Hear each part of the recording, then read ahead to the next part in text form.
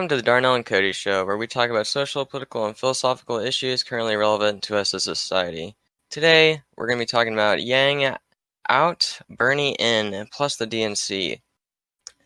With Yang dropping out of the race after poor performances in both Iowa and New Hampshire, a lot of people, including myself and Darnell, are quite curious about who he will end up endorsing, and he has actually come out and said that he will support anyone who champions UBI, and he also has mentioned previously, obviously, that he will, at the end of the day, support the DNC nominee.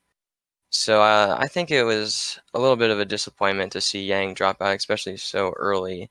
And obviously, with the poor performances of Iowa and New Hampshire, he kind of felt like he didn't have a place in the race anymore, and he felt that it would kind of just be wasting people's money to continue to campaign and collect donations from people when he essentially had already lost in his eyes. And he's a math guy. He said he did the math on that. So um, I still am a little bit disappointed that we didn't at least get to see how he was going to do in South Carolina, where he had a lot of strong endorsements there, including Dave Chappelle. So what are your thoughts on there, Darnell? Yeah, I'm heartbroken that his campaign ended this way, but like you said, it's really up to him. It's his choice, and he didn't want to spend the money on something that he didn't think he could pull in the results. And I think, in looking at it in a positive light, he did get the message out there. At least there's a national discussion going on now about UBI at the very least, and I think he has a good shot at contention in the future as a politician and as a presidential candidate. So that's exciting to see. The problem with most of these candidates that I see now, besides Yang, and now we have basically the establishment candidates and Bernie Sanders, essentially. I don't care about a candidate that can beat Donald Trump, which is like what the DNC is trying to push. The narrative is that we have to get Donald Trump out of office. I mean, if you're going to get Donald Trump out of office and put Duck president from South Park, I mean, that's not really better. Like, I'm not really I don't feel good about that either. Like, it's not about beating Donald Trump. Like, they repeatedly just babble on about on stage. To me, it's trying to get a good candidate with good policies, or at least someone who has the right spirit of what America needs. And that was Yang through and through with the policies. But you got to go with the second best. You have to settle, and that's to me is Bernie Sanders. The main problem with Donald Trump, in my view, is that he isn't even mentioning like healthcare. He doesn't have answers to bloated medical costs. It isn't a priority for him. He isn't holding big pharma accountable. He isn't talking about the opioid crisis. He isn't talking about college graduates not being able to find jobs and like not being able to pay back their loans. He isn't talking about like the homelessness crisis. All he touts is the rising stocks of like GDP and stock prices, which means nothing to people that don't own stock, like most Americans that can't afford a $500 emergency bill, most Americans that are living paycheck to paycheck. And I understand that a high GDP correlates to a booming economy and to more jobs. But when jobs are being automated away and the wealth gap is getting like historically bigger and to unprecedented levels, it's really only the corporations that benefit from his rule. It's rich people getting richer, poor people trying not to lose their homes and shaking in their boots about health insurance. And I don't agree with many, if not most, of Bernie Sanders' proposals and policies, but at the very least, I agree with the spirit of what he wants to do for the common American man, for the common American people. And I do think he's at least talking about the common man's struggles. And that's what puts him above Donald Trump for me. Even if I think the federal job guarantee, Green New Deal, Medicare for all, $15 minimum wage are dubious policies that won't pass anyways even if he's elected, I still agree with the spirit of what he's saying. And that is enough for me because this president that we have right now, I don't see that. I don't see him recognizing the problems that I have, that I see that America has, the common American person has. What are your thoughts on that, Cody? Yeah, I agree. I liked what you said in the beginning, where you basically mentioned that Bernie Sanders is really the only candidate up there that's going to be fighting for what we really call populist values, I guess. The common people, working class people, something that's going to help them and not just people that live in DC and Silicon Valley and maybe like New York City. Um, at the end of the day, a lot of these other candidates are kind of just running on the same kind of policies that Obama was running on. And in my opinion, Obama helped create Trump because Obama was coming in there kind of running on uh, more of a populist campaign, just saying he was going to, create change. That's literally what he ran on. And when he got into the office, he didn't really change that much. At the end of the day, the corporations got off scot-free when he should have at least sent or punished some people for their blatant fraudulent crimes they were having on Wall Street.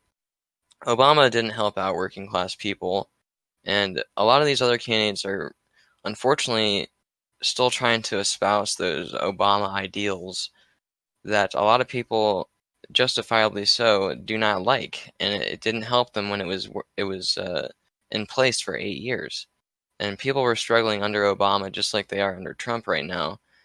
And if we keep just going with this establishment candidate that the DNC or the RNC want us to have, and admittedly the RNC fought tooth and nail against Trump, but at the end of the day, he's not a he might have ran as a populist just like Trump did. He doesn't have populist uh, policies, and he's not living up to what he said he was going to do. Bottom line for people, Bernie Sanders, like Darnell was just saying, is he's trying to help out the working class, and that's the spirit of the campaign that I appreciate. Like Darnell is saying, obviously the jobs guarantee and many other programs I see as troubling to say the least, and the jobs guarantee, in my opinion, should just absolutely be taken out of his plan and then put in place for UBI. UBI solves with this problem in a much better way, and the jobs guarantee doesn't address automation very well. If you just keep trying to guarantee people work, but there's less and less work for them to do because these jobs are just getting automated away, I don't see how he has a real solution for that, unfortunately. But as we've said, he's at the end of the day at least running on the right values that I feel is the future of our country, and that's why I'll vote for Bernie Sanders, even if I think he stands no chance of winning the nomination or the election. I think he stands a very good chance of winning the nomination. We'll see about the election down the road here when it's just potentially him versus Trump, and we'll get some polling on all that stuff. But I feel like we should vote for what our value system is, not just who we think is the best shot against Trump. And I'm really troubled by the way the DNC is kind of more and more coming out against Bernie Sanders. The last debate, or the last two debates, they were talking about the Bernie Bros, quote unquote, as if Bernie Sanders is responsible for internet trolls, and as if none of the other candidates have nasty internet trolls speaking out in support of them. It's just a shallow and unsubstantial point, and it exposes how they don't understand why Bernie Sanders has all the support, even when he won the Nevada caucus by about, I think it was 55%. He had the media just went into a meltdown over it because they didn't understand why people support Trump. I mean, support Bernie Sanders, and they really didn't understand why people supported Trump, and that's populism. They don't understand why people are struggling because they themselves are not struggling when they are, they're living in very comfortable positions, reporting on this stuff, getting very well paid, and they don't understand what's going on because they aren't experiencing what everyday working class people are experiencing. So what are your thoughts on the DNC and the kind of media spin there, Darnell? Well, I would agree that media is kind of out of touch with the common American working class. The working class man isn't on news, isn't a newscaster for CNN or Fox or what have you. So I definitely agree that the media has their own narrative. I mean, who are these media outlets owned by? They're all owned by corporations. I think everyone. Bloomberg has his own media outlet. Jeff Bezos owns the Washington Post, I believe. They're all they all have their owners. They're all spreading their propaganda that their owners are trying to get them to spin. And Bernie Sanders, as we all know, isn't someone that's bought. He's been very consistent with what he believes in, and he's willing to die on the hill that he believes on, and he's been consistent on it. So they're really just attacking him because they don't like his they don't like him. They don't like his policy. They also don't like the fact that he can't be bought. And then, like you said, he's working for the populism. He's working for the common man. And I'm glad you mentioned the Iowa caucuses there briefly, just because there's a really interesting story about that, about a Yang supporter who was his first time voting. And I think it's really time to get rid of the system there. They should have transparent voting processes using blockchain technology, not just locally but nationally at this point. We have the technology, it's just that people's mindsets and our ability to put in new infrastructures are miles behind what's available. So this first time 18-year-old voter, excuse me, in the debacle experience. So apparently he went to the caucuses, and the organizers there were all basically Sanders and Warren supporters. They didn't check his ID to make sure it was from Iowa or anything. They just let him in. And then he said he noticed some people that were getting in that weren't from Iowa, but from like California and other states. And then furthermore, after he finally found the block captain for Yang, the process took hours and people were getting tired. And then there was this chaos ensued from the votes not being counted correctly, the app like malfunctioning. And then another organizer said that like people could go home, their votes counted, like, people could go. So Yang's group of like Yang voters left. And then another organizer just came and said like that's not true. They all had to stay for their votes to count. And it was basically just a circus. And think of how discouraging that is, especially for like a first-time voter. If that's like the model of the great American democracy, then it's no wonder most people are politically disengaged and just despairing over the elections process in general. So what do you think about that, Cody? Yeah, I mean, the Iowa caucus, the whole thing, like you said, a complete joke. And the fact that people have to sit around waiting for hours and hours to put in their voice for democracy to function, quote unquote, it's just ridiculous to expect people to do that. They have to show up, wait in some school gym that's tiny, cramped with people. Everyone's wearing coats on because it's in the middle of the winter. They're all sweaty and it's smelling bad. Bathrooms are probably getting clogged by the end of that. It's just a freaking disaster for people to participate in. And that's why there's like only 3% of people that even participate in this. And if you think that Yang supporter is going to come back next time for that, you're kidding yourself. And that's the experience told time and time again through this caucusing experience. It's just not democratic process at all because of how limiting and hard it is for people. Keep in mind, it's not like a day off of work. A lot of these places, they don't take place on a weekend the way that they had in South Carolina. It's a weekday. So you have to be there when you're supposed to be at work, and then you're there for like half the day to participate in this process. It's absolutely fundamentally broken. You should just go in there, vote for who you want, go and continue your day. It should only be 25 minutes, including the line that you have to wait to get through there. And I mean, like you said, there was like the whole debacle where people's votes were getting messed up. They weren't counted properly. The app crashed, and Pete Buttigieg had called the DNC and like halted the vote from being released further, and that was when Bernie Sanders was starting to come on top, and like everybody, including Yang's staff, was trying to call the DNC to stop something earlier than that, and they only listened to Pete Buttigieg, who happened to have a connection to the Shadow Inc. Corporation, who ran the app. I mean, it gets so corrupt the more that you learn about this.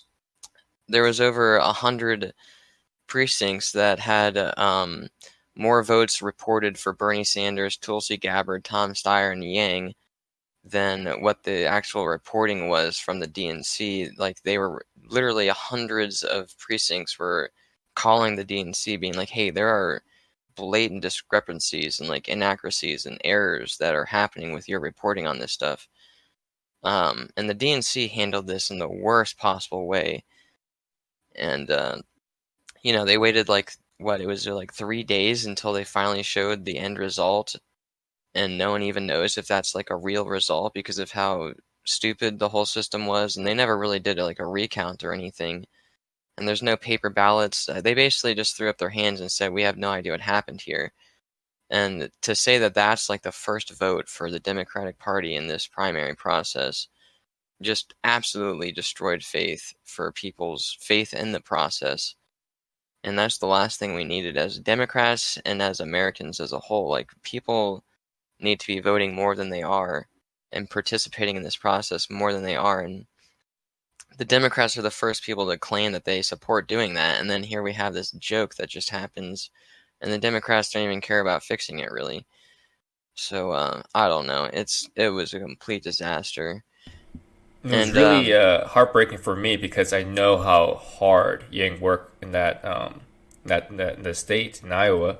He was going like every day, like 3, 4 town halls, and it just really I could see him just working so hard, and then to not get a fair chance to truly reflect how many people he touched with his campaigning there is absolutely devastating, and I really feel like it's a big reason why he ended up dropping out because he was mentally burnt and it didn't pay off, and it was like the whole thing was such a clown show that even I was like a bit like I didn't campaign there or anything, but even I felt like kind of like burnt, and I was like, wow, like this is this is how you make it in this country. This is how you have to what you have to fight through to get elected, and this is baffling and it's insane. yeah, I mean, the fact that you have to have what, like 15% in that precinct to have your votes even count, like, how is that democratic? Let people have like a first and second pick or whatever. Don't just force people to choose between their first candidate and another candidate they might not even want in the very first primary that's happening. It just seems really, really dumb to do it that way.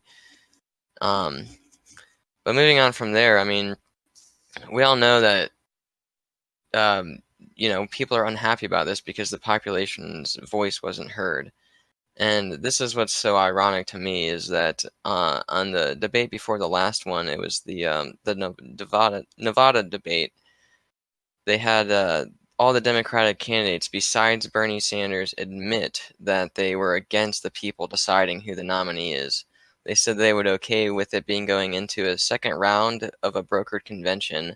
And when you get into the second round of a brokered convention, that's when all the superdelegates get involved, which aren't normal delegates that are sworn by their voters. So that's when the backroom deals prevail, and the will of the people, of the voters and the people, is just completely ignored by these superdelegates. And the fact that Pete, Amy, and Warren came out for this is especially hypocritical because they are already saying they want to get rid of the Electoral College and if they're elected. So they're literally sitting there saying, yeah, I want the popular vote to work, but when it doesn't work for me, I don't want it.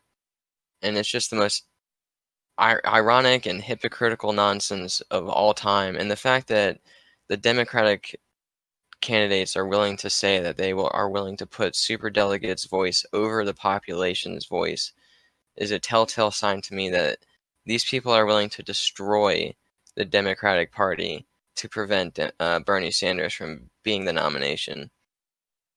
And in my opinion, if they go into a brokered convention and it comes out where Bernie's not the nominee again, because keep in mind this happened in 2016, if they do him dirty again, I think the Democratic Party as a whole will collapse. And you'll see young people like all the Bernie bros basically just move over to the Green Party or some other thing. And from there, the Democrats will basically lose the next 15 years of elections. And that's my prediction if they do him dirty in this way. And that's why people need to be so cautious about who they're actually willing to support, because if you're willing to support a candidate that doesn't even care about the popular vote and the nomination of the Democratic Party, they would rather kowtow to these billionaire special interests that control the super delegacies and the DNC. I don't know what to tell you, but you don't really believe in the way democracy should function. So, what are your thoughts on these candidates basically coming out against this, Darnell? I completely agree with you. I think it shows the level of integrity that they have, which is basically nothing. They're just literally corporate shills that have their owners and have their allegiances set up. And I get it. I do get it in some extent. They don't want an anti-establishment figure to be elected. I mean, the DNC is an establishment. They don't want someone that's anti-establishment. That's basically fighting against them. And Bernie Sanders is not a true Democrat. He's always been like independent, and even now he's basically running as a more of a progressive quote or slash socialist candidate, democratic socialist candidate. So I understand their reluctance, but like you said, like if you have any respect for democracy, and what democracy means isn't representation of the few, it's the representation of the majority. So we have to take that into account. That has to take precedence over all else. And I get it. We're a representative democracy. We're a republic. But how do you say that you support, the popular vote in one instance, and then go back and say like, oh, no, it doesn't work for me here in this instance. So, like you said, it's just the hypocrisy, absolutely disgusting. And going back to kind of what you were mentioning about the Bernie Bros a while back, I personally am a bit worried about the Toxic Bernie behavior, but I agree with you 100% that the Toxic Bernie Bros should be held accountable not by Bernie, but by Toxic Bernie Bros. They themselves are accountable for their own toxicity online. And even a part of me, it's maybe kind of like a conspiracy theory, but I think there are like maybe Russian bots or something that are like acting as trolls online, and it just like cause more division in this country. What do you think? What are your thoughts on that? What do you think about that theory? Yeah, I'm actually super glad you brought this up, because Bernie Sanders had recently been informed by the FBI or the CIA, some intelligence group, similar to the way that the Trump was informed in 2016. They were like, hey, yeah, we're having Russian interference. It seems like they're trying to sow chaos in democracy. So, just heads up. And, they briefed him on it. It was a classified briefing, so you can't get into exactly what they were saying. And naturally, this was leaked through the media from the intelligence agency, as they do. So the fact that Bernie Sanders is kind of briefed on this, I mean, we probably see it quite a bit. I don't know how often people see it, but I've definitely seen people that are blatantly just like bots or whatever that support Trump, and just they're not really actually Trump supporters. They're just trying to say things to get people angry, and then they get a reaction from that person, and then somebody else joins the conversation. That's how this stuff works. So I totally agree with you that, I mean, the intelligence communities have already basically said this as well, that some of this stuff is Russian trolls. And they're not trying to come out like in favor of Bernie Sanders. I think that they're just trying to sow chaos in our democracy in any way they can. And this is a really easy way, because you already can see how it's working, where people are trying to attack the candidate himself because of just like, some internet troll, best case scenario. And maybe it is a Russian internet troll or a Russian bot or whatever. So I just think that's a really good point, and that's something that people need to keep in mind of. Like, you might not even be looking at a real human being's comments. You might just be looking at some bot that generated that comment specifically to inflame people in a reactionary and angry way. So it's definitely something to keep in mind for people. Right. Um, And one thing I do want you to have add anything there, else to add? yeah, Sure. basically, I'm okay with people attacking Sanders.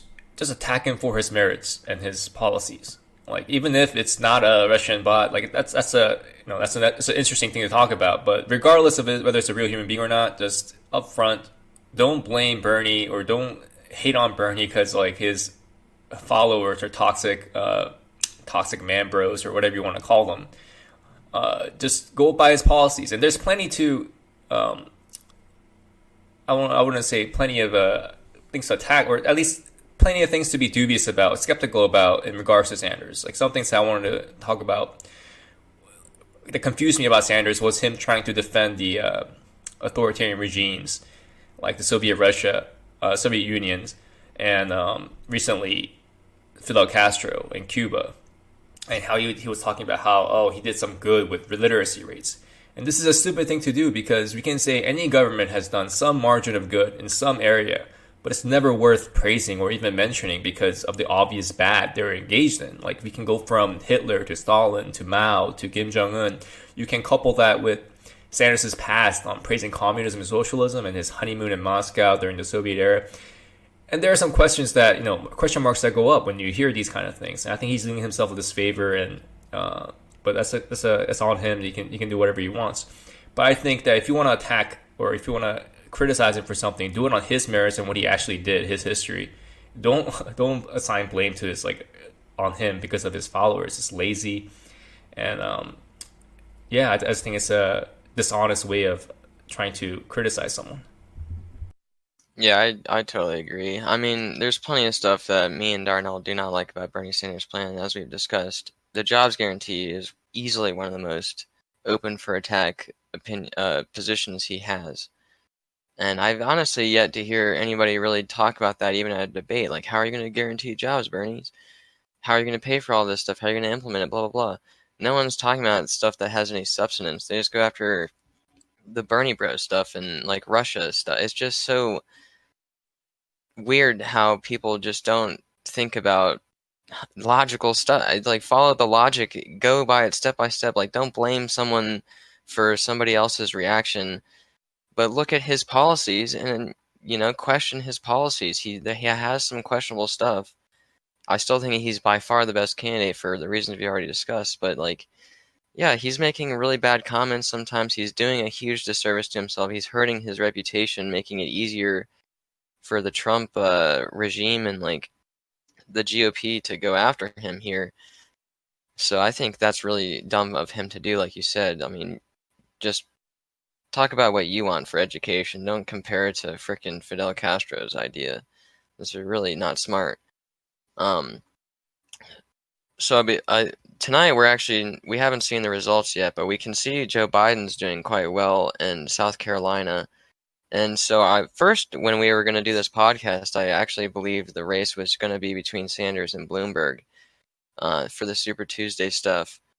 But it kind of seems like Joe Biden is opening a door for himself here, and I'm really not sure if we can say that's like worth anything just with one state where he basically bet his entire campaign on and has spent a lot of money down in South Carolina. But Bloomberg is obviously going to have a big impact in this campaign, and the fact that he's spending $100 million or plus, I think he's spending a lot more now on Super Tuesday stuff now that that's coming up. It's kind of interesting to see how slowly the establishment is starting to realize, like, oh, we have to go with this guy because he's our last hope against Sanders. And you see more and more people kind of getting okay with his policies, despite the fact that he used to be a Republican and he helped a lot of these Republicans get elected. Elizabeth Warren did a really good job of raking him over the coals in the Nevada debate about his non-disclosure agreements and all that stuff.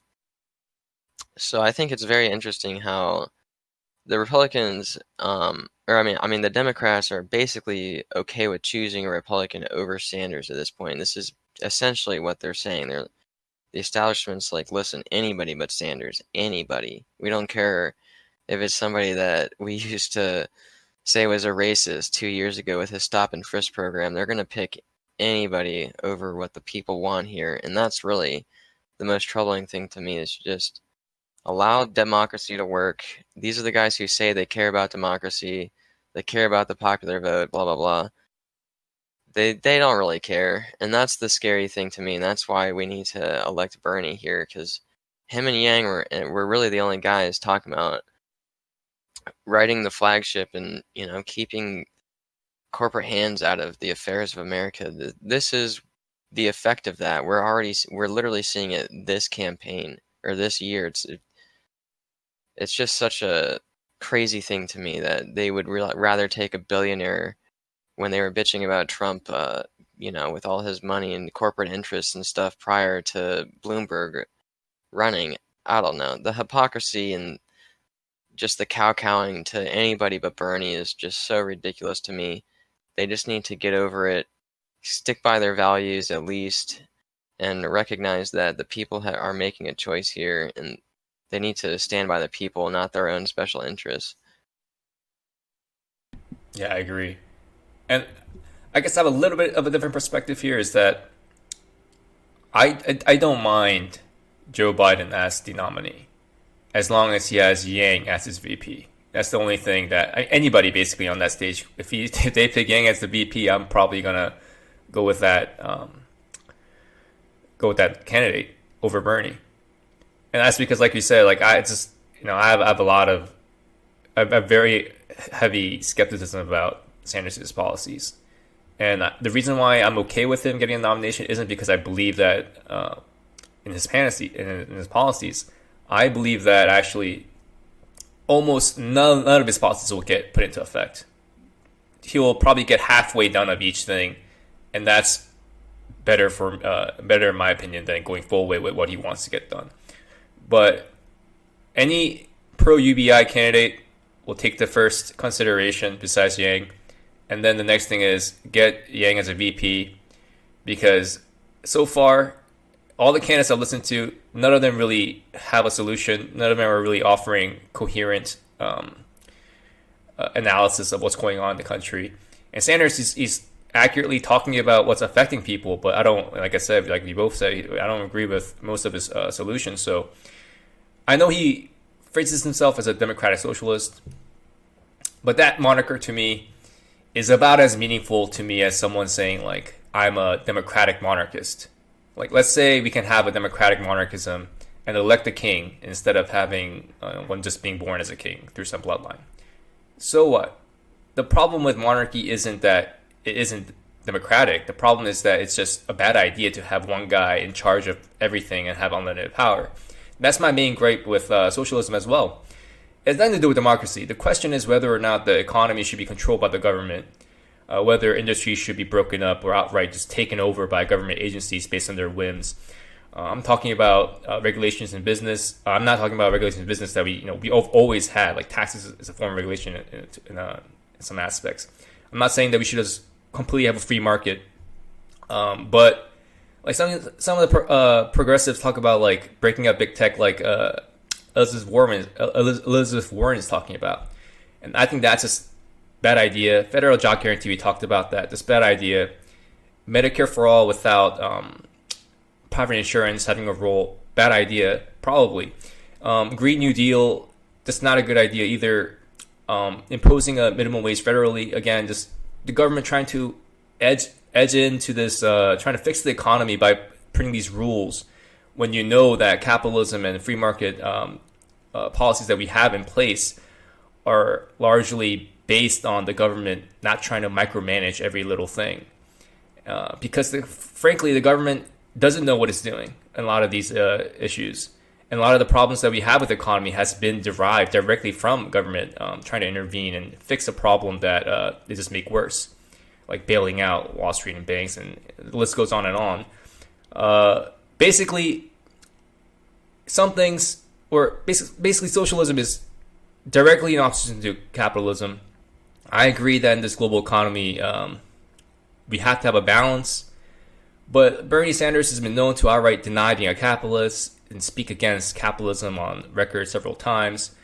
And it just shows to me how he doesn't really understand the economy, in my opinion. And he's coupled with the fact that he doesn't recognize the fourth industrial revolution as a problem. He's been asked that, he just doesn't think it's a problem.